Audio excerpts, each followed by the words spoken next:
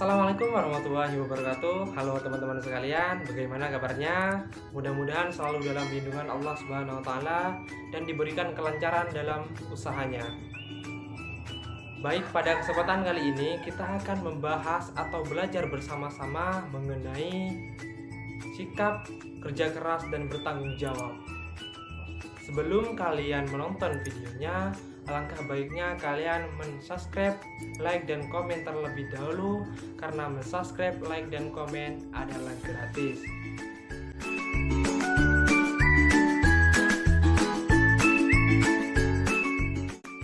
Baik teman-teman, sebelum kita melanjut ke videonya, saya perkenalkan terlebih dahulu diri saya. Nama saya Ahmad Prasaliki, NIM T2019-1259. Saya berasal dari kampus UIN Khas Jember, Fakultas Tarbiyah dan Ilmu Keguruan Prodi PAI. Baik, langsung ke pembahasannya. Pembahasan kita adalah kerja keras dan bertanggung jawab. Ada yang tahu apa itu kerja keras dan bertanggung jawab di antara kalian? Pasti kalian bingung untuk menjawabnya, ya kan? Baik, saya jelaskan. Kerja keras adalah berusaha sekuat tenaga selagi kita mampu untuk melakukan hal tersebut. Itu untuk bekerja keras. Terus untuk bertanggung jawab itu adalah menanggung atau mau menanggung sesuatu yang telah kita lakukan dan menerima resiko apapun yang akan terjadi akibat apa yang kita lakukan. Contoh dalam berusaha keras, yang pertama dalam pendidikan, ketika kita melakukan atau ingin nilai yang baik dalam ujian nasional, karena ini menyangkut materi kelas 12 ya, MA ataupun SMA. Jadi saya contohkan dalam pendidikan. Ketika kita ingin ujian nasional, kita berusaha keras ingin mendapatkan nilai ujian tersebut. Itu termasuk dalam aspek bekerja keras.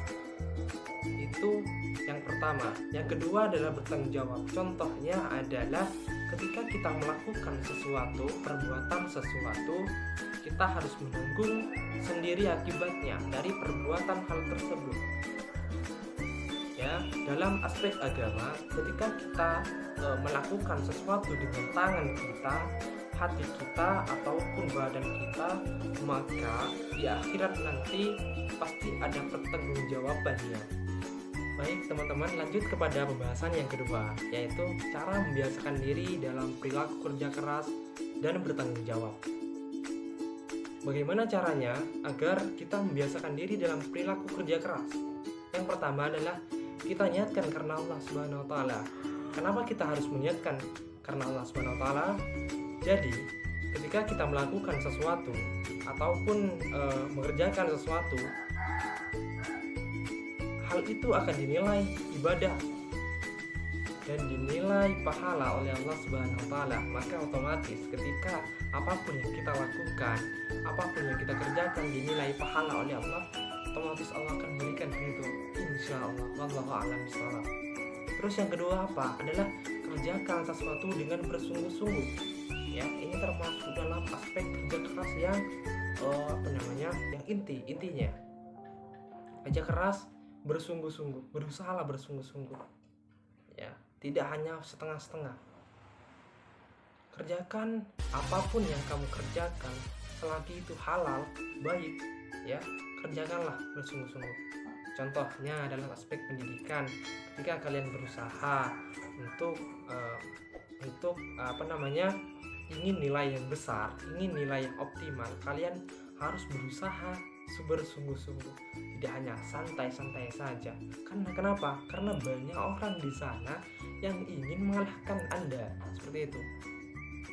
Terus yang kedua apa? Yang kedua adalah bersungguh-sungguh. Itu yang kedua tadi. Terus yang ketiga adalah percaya pada diri kita. Percaya pada diri kita. Saya ingin sukses, maka percaya pada diri. Kalau kamu bisa, Kalau orang lain bisa, kenapa kamu tidak bisa? Kita sama-sama kita sama-sama memakan nasi, kita sama-sama berusaha, kita sama-sama berdoa, bertawakal kepada Allah, yaitu kerja keras. Dan satu hal, jangan jadikan beban pekerjaanmu itu menjadikan beban bagi hidupmu. Jangan jadikan pekerjaanmu beban buat hidupmu. Kenapa? Karena banyak orang itu bergonta-ganti pekerjaan, tidak akan lama, cuma sebentar bekerja lalu itu akan berhenti. Kenapa? Karena mereka membebani dirinya dengan pekerjaannya itu dijadikan beban buat dirinya, jadi dia tidak lama dalam pekerjaan itu. Maka buat teman-teman, jangan jadikan beban pekerjaanmu itu menjadikan beban bagi dirimu, ya teman-teman, ya, bisa dipahami. Terus yang keempat adalah jangan menyerah jika menemui sesuatu atau kesulitan. Banyak kesulitan, manusia itu tidak jauh dari yang namanya kesulitan atau ujian dari Tuhan, ya. Maka dari hal itu, ketika kita ada kesulitan, ada ujian, maka intinya adalah sabar, ikhlas, ya. Sabar dan ikhlas, selalu berdoa, minta pada Allah Subhanahu wa taala.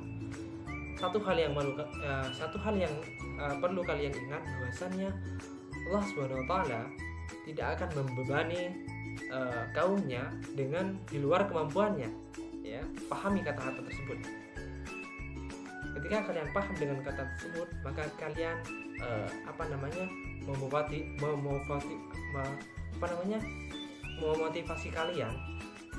motivasi diri kalian untuk terus bekerja atau bersemangat dalam berusaha.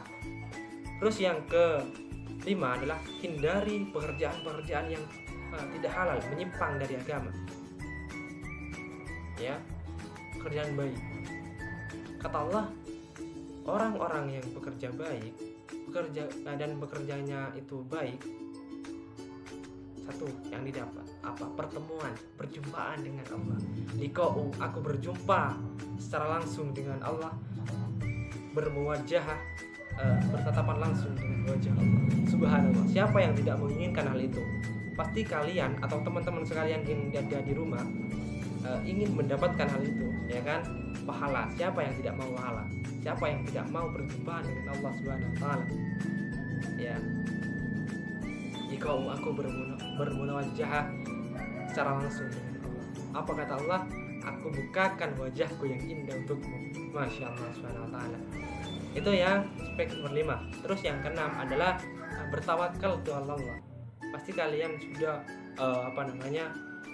sudah mendengar kalimat ini, tawakal itu Allah. Ketika kalian sudah bekerja keras, berusaha keras, contohnya dalam pendidikan, kalian mau ujian sudah kerja keras, dalam ujian kalian mengerjakan secara detail pun tidak nyontek dan secara benar, ya, bekerja keras, berusaha keras, maka dari itu kalian bagaimana caranya untuk menyerahkan diri kepada Allah, serahkan semuanya. Ya Allah, saya serahkan semuanya, apapun hasilnya saya serahkan padamu ya Rob. Maka itu akan terpendam dalam hati kita untuk optimis pada Tuhan, ya. Insya Allah Allah akan memberikan yang terbaik bagi kita. Masya Allah, subhanallah, ya. Jadi satu hal yang paling yang harus kalian tahu adalah kewajiban seseorang itu bukan sukses, ya, tapi kewajiban seseorang itu berusaha. Ada hadisnya, tapi saya lupa dengan bahasa Arabnya. Kewajiban seseorang itu adalah berusaha, bukan kewajiban seseorang itu sukses, ya, kesuksesan. Maka berusahalah dengan sebaik-baik mungkin di jalan Allah, jangan sampai menyimpang. Ketika kita bekerja, jangan sampai pekerjaan itu menjadikan beban buat kita menyimpang dari ajaran Islam. Jangan sampai seperti itu, ya. Saking mulianya pekerjaan, saking mulianya orang-orang yang bekerja keras, ya. Pada hadis Nabi SAW diceritakan bahwasannya seorang sahabat ya bertemu dengan Nabi berpapasan. Lalu Nabi SAW bertanya, "Wahai sahabatku, kenapa tanganmu melepuh ya?" Biasanya orang-orang petani ataupun orang-orang yang kerjanya seperti kuli bangunan itu tangannya melepuh. Iya sahabatku, wahai sahabatku, kenapa tanganmu melepuh? Apa kata Nabi SAW? Apa kata sahabat ini? Kata sahabat, "Ya Rasul, tanganku saya gunakan untuk memenuhi kebutuhan keluargaku." Masya Allah SWT. Apa kata Nabi SAW? Tangan ini tangan yang dicintai oleh Allah Subhanahu Wa Taala. Nabi SAW tidak hanya mengucapkan hal itu, kalimat hal itu, akan tapi Nabi SAW mencium tangan yang dimana orang itu bekerja keras. Masya Allah, saking mulianya orang bekerja keras. Bayangkan Nabi SAW yang dimana Nabi SAW itu tangan yang diingin cium oleh orang-orang banyak. Di situ Nabi SAW mencium tangan orang yang bekerja keras, yang dimana tangan itu sudah keras, luka-luka, melepuh. Nabi ini menciumnya. Masya Allah SWT. Saking mulianya orang-orang yang bekerja keras. Jadi teman-teman sekalian, jangan putus asa, selalu semangat dalam belajar, usaha keraslah, maka insya Allah akan berikan jalan bagi kita, kesuksesan bagi kita. Amin ya rabbal alamin.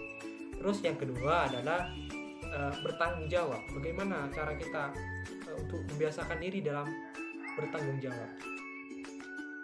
Satu adalah mulailah dari hal-hal kecil. Contohnya dalam hal pendidikan. Ketika guru menyuruh kalian ataupun memberikan kalian tugas, kalian itu wajib atau bertanggung jawab ya untuk mengumpulkan tepat waktu. Itu dalam aspek tanggung jawab. Itu contoh nomor satu. Nomor dua, contohnya adalah biasanya dalam dalam kelas itu ada mading untuk bersih-bersih, jadwal bersih-bersih kelas. Ketika nama kalian sudah ada di situ, jadi kalian wajib atau bertanggung jawab dalam hal tersebut untuk mengerjakannya. Itu yang nomor satu ya. Mulailah dari hal-hal yang kecil. Terus yang kedua adalah jangan membiasakan diri untuk banyak alasan. Banyak orang-orang tidak mau bertanggung jawab dengan apa yang dilakukannya. Mereka terlalu banyak alasan.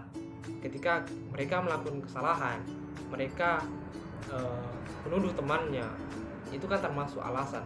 Jadi untuk teman-teman, apapun yang kalian lakukan, ketika kalian melakukan kesalahan, bertanggung jawablah. Lebih enak, mending kita bertanggung jawab di dunia ya, mending kita bertanggung jawab di dunia. Itu kenapa? Karena lebih ringan hukumannya. Kalau ketika kita di akhirat nanti pasti ada pertanggungjawaban juga. Kalau di dunia sudah, berarti di akhirat tidak ada. Masya Allah. Wallahu a'lam bishawab. Terus yang ketiga adalah stop complain. Ini banyak orang sekali yang komplain terhadap tanggung jawabnya. Contohnya dalam aspek pendidikan. Ketika kita ataupun seorang siswa membuang sampah di tempat, ketika di tempat yang bersih lah, dan seorang guru menegurnya, buanglah nak. Tetapi dia mengkomplain terhadap gurunya, kenapa saya harus membuang itu, kan ada pembersih, ada orang yang membersihkan itu, kenapa saya harus membersihkan? Itu termasuk hal yang tidak boleh dilakukan. Kenapa? Karena yang pertama adalah melawan kepada guru ya, kedua komplain, tiga ya membuang sampah sembarangan. itu yang dalam contoh itu tidak baik sekali. Maka teman-teman bertanggung jawablah dengan kesalahan apapun yang kalian lakukan, bertanggung jawablah ya. Mudah-mudahan pelajaran atau materi pada hari ini yang kita bahas ini mudah-mudahan manfaat, barokah, serta mendapat ridho dari Allah Subhanahu wa taala. Ya. Baik, mungkin teman-teman pada kesempatan kali ini saya akhiri. Semoga bermanfaat, dan saya minta maaf sebesar-besarnya jika ada salah kata ataupun perbuatan. Mohon dimaafkan. Assalamualaikum warahmatullahi wabarakatuh.